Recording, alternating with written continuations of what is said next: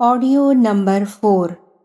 अनेकानेक विशेषताओं से भरा पूरा हिम प्रदेश। ईश्वर का अविनाशी अंश होने के कारण जीवात्मा दिव्य विभूतियों से संपन्न है। उसे यह विभूतिमत्ता बीज रूप में जन्मजात मिली है। उसकी संभावना इस स्तर की है कि विकास मार्ग पर चलते हुए पुनः ईश्वरत्व में प्रवेश करके तदनुरूप बन सके। इतनी अद्भुत शक्ति संभावना का धनी होने पर भी उसे अपने समस्त क्रियाकलाप शारीरिक अवयवों के द्वारा ही संपन्न कराने पड़ते हैं।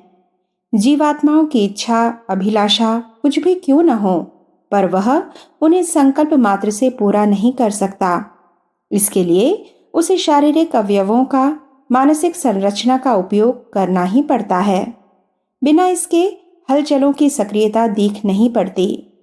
यह वास्तविकता इस सीमा तक प्रकट होती है कि यदि शरीर और प्राण पृथक हो जाएं, तो अकेला जीवात्मा अदृश्य लोकवासी चेतना स्फुलिंग मात्र बनकर रह सकती है। उसके द्वारा किन्हीं निर्धारणों का क्रियान्वित कर सकना संभव नहीं रहता। ठीक यही बात परब्रह्म के संबंध में भी है। यह सर्वव्यापी और व्यवस्थापक होने के नाते निराकार ही रह सकता है। प्रतिमाएं तो ध्यान धारणा के निमित्त ही बनाई जाती रहती हैं।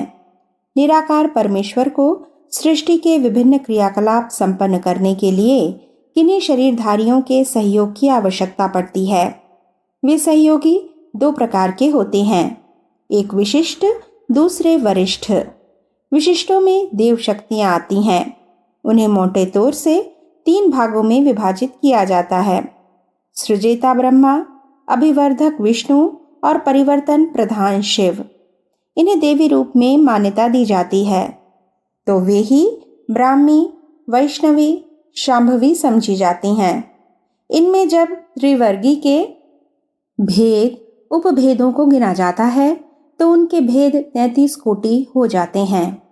कोटि शब्द श्रेणियों के अर्थ में भी प्रयुक्त होता है और करोड़ के अर्थ में भी। देवताओं की 33 कोटियां हैं या वे 33 करोड़ हैं, इस विवाद में न पड़कर यहाँ इतना ही जान लेना पर्याप्त है कि वे अनेकानेक हैं और अपने अपने हिस्से का काम करते रहते हैं। देवताओं के 2 ही काम हैं, धर्म की स्थापना और अधर्म का निराकरण। शरीर भी यही करता है।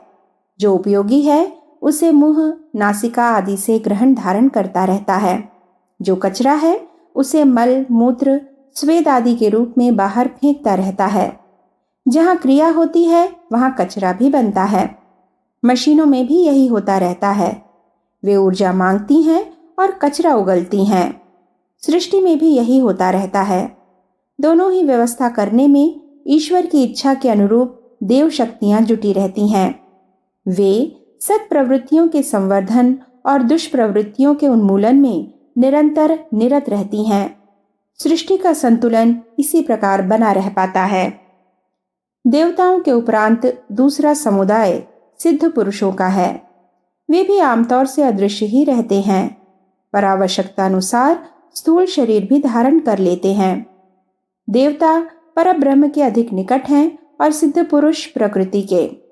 देवी इच्छानुसार समस्त विश्व ब्रह्मांड की सुव्यवस्था बनाए रखने में देवताओं की प्रमुख भूमिका रहती है। सिद्ध पुरुषों का कार्यक्षेत्र पृथ्वी तक सीमित है। वे पृथ्वी पर चलने वाले उथल पुथल को संतुलित करते हैं। आत्मशक्ति संपन्न, सात्विक, सज्जन प्रकृति के उदार चेताओं को वे ढूंढते रहते हैं और जो भी सत्पात्र दीख पड़ते हैं, सत्प्रयोजन की पूर्ति के लिए अपनी क्षमता का एक अंश धारणकर्ता को आवश्यकता एवं पात्रता के अनुरूप देते रहते हैं। इसी प्रकार की अहेतुकी कृपा वे बरसाते रहते हैं। श्रेष्ठता संपन्नों को ऐसे वरदान निरंतर मिलते रहते हैं। साथ ही उनका दूसरा कार्य भी चलता रहता है, अनौचित्य का निराकरण। इसी को अधर्म का उन्मूलन भी कहा जा सकता है। धरातल के दिक्पाल दिग्गज यह सिद्ध पुरुष ही कहे जाते हैं। वे पृथ्वी का भौतिक और आत्मिक पदार्थ परक और चेतनात्मक संतुलन बनाए रहने के लिए यथासंभव प्रयत्न करते हैं। इन्हीं धरतीवासियों के लिए परब्रह्म का विशेष अनुग्रह भी समझा जा सकता है। साधनारत योगी तपस्वी जब अपने कषाय कल्मशों का निराकरण कर लेते हैं, साथ ही देवोपम मानवीय गरिमा के समस्त आधारों से अपने को सुसज्जित कर लेते हैं, तो उन्हें देवात्मा का सिद्ध पुरुष का पद मिल जाता है। फिर वे मिलजुल कर धरातल की आए दिन उत्पन्न होती रहने वाली समस्याओं के बारे में विचार करते रहते हैं और उसके समाधान संदर्भ में अपनी भूमिका का, योजना का निर्धारण करते रहते हैं। बिखराव सदा सुविधाजनक होते हैं और सहकार सुविधाजनक। एकजुट होने के लिए समीपवर्ती निवास भी आवश्यक है। सैनिकों की छावनी अपने अपने क्षेत्रों में होती है। वैज्ञानिकों की प्रयोगशालाएं भी एक क्षेत्र में सटी हुई बनती हैं ताकि परस्पर सहकार संभव हो सके। विश्वविद्यालयों में अनेक मनीषी अपने अपने काम संभालते हैं। रेल के इंजन बनाने वाले कारखाने, हैवी इलेक्ट्रिकल, टाटा लोह कारखाने जैसे विशेष कल कारखाने भी एक कड़ी परिधि को घेरते हैं। उन्हें छोटी छोटी फैक्ट्रियों के रूप में बिखेरा नहीं जा सकता। ठीक इसी प्रकार सिद्ध पुरुष भी एक एक करके जहां तहां बिखरे नहीं रहते। उन्हें परस्पर विचार विनिमय करना पड़ता है और योजनाबद्ध कार्य पद्धति अपनाने के लिए ऐसी दशा में आवश्यक हो जाता है कि वे किसी सघन क्षेत्र में निवास करें। ऐसा स्थान इस पृथ्वी पर हिमालय का वह क्षेत्र ही है जिसे देवात्मा नाम दिया जाता रहा है। उत्तराखंड उसका हृदय प्रदेश है। सिद्ध पुरुषों की क्रीड़ा स्थली भी इसी को समझा जाना चाहिए। कभी देवताओं का निवास भी यहीं रहा है। उनकी कथा गाथाओं पर ध्यान देने और उनके बुद्धि संगत निष्कर्ष निकालने के लिए जब प्रयत्न किया जाता है तो देवताओं का लोक स्वर्ग किसी अन्य ग्रह पर अवस्थित होने वाली बात गले नहीं उतरती। कारण कि सौरमंडल के 23 उपग्रहों की पूरी छानबीन लगभग पूरी हो चुकी है। वहां पदार्थ भर भरा पाया गया है। सचेतन प्राणियों का अस्तित्व नहीं मिला। इसी प्रकार सौरमंडल के बाहर वाले क्षेत्र की रेडियो तरंगों, प्रकाश विकिरणों के माध्यम से खोजबीन करने पर ऐसे क्षेत्र नहीं मिले जहां किन्हीं बुद्धिमान प्राणियों का अस्तित्व स्वीकारा जा सके। फिर स्वर्ग कहाँ हो सकता है जिसमें मानवाकृति के प्राणी निवास करते हों या करते रहे हैं। देव मान्यता को स्वीकारने पर इतना तो मानना ही पड़ता है कि उनका स्वभाव, रुझान, निर्वाह साधन, सौंदर्य बोध, सरसता आदि की दृष्टि से वे मनुष्य से मिलते जुलते ही रहे हैं। उनका मनुष्यों के साथ संबंध भी रहा है। कहा तो यहाँ तक जाता है कि धरती की सृष्टि के आरंभ में यहाँ देवता ही प्रकट हुए थे और उन्हीं के वंशज के रूप में मनुष्य प्रकटे थे। आरंभिक ज्ञान और साधनों की व्यवस्था उन्होंने की थी। प्रयोजन पूरा करने के उपरांत वे अदृश्य हो गए और अपने निर्धारित कार्य में लग गए। स्वर्ग की मान्यता के संबंध में उसकी संगति धरती के साथ ही बैठती है। मनुष्यों का उस क्षेत्र में आवागमन रहा है। देवता भी समय समय पर पृथ्वी पर आते और मनुष्यों की चेतना में बैठकर उन्हें आवश्यक सामयिक परामर्श देते रहे हैं। ज्ञान और विज्ञान का आविर्भाव इन्हीं महामानवों के अंतःकरणों में अनायास ही होता रहा है। इसके बाद उन्हें ऐसा दिशा निर्देशन मिलता रहा है जिसके आधार पर वे किसी सुनिश्चित लक्ष्य तक पहुंच सके। दशरथ और अर्जुन के देवलोक जाकर वहां वालों की सहायता करने, असुरों को परास्त करने की कथाएं प्रख्यात हैं। नारद जी अक्सर विष्णु लोक जाकर भगवान से परामर्श किया करते थे। नहुष, ययाति आदि ने सशरीर स्वर्ग जाने का प्रयत्न किया था। युधिष्ठिर को स्वर्ग ले जाने के लिए देवयान आया था। इसी प्रकार देवताओं का भी मनुष्यों के अनेक कार्यों में सहयोग रहा है। कुंती के पुत्र देवपुत्र ही थे। शकुंतला की मां देवलोक से पृथ्वी पर उतरकर विश्वामित्र के संयोग से उसे जन्म दे गई थी। पांडव अंत समय में सशरीर स्वर्गारोहण के लिए अग्रसर हुए थे। इन कथा गाथाओं को यदि मिथक मानकर संतोष न कर लिया जाए और धरती पर स्वर्ग होने की बात पर ध्यान जुटाया जाए तो इसी निश्चय पर पहुंचना पड़ता है कि हिमालय का देवात्मा भाग कभी अति पुरातन काल में स्वर्ग भी रहा है।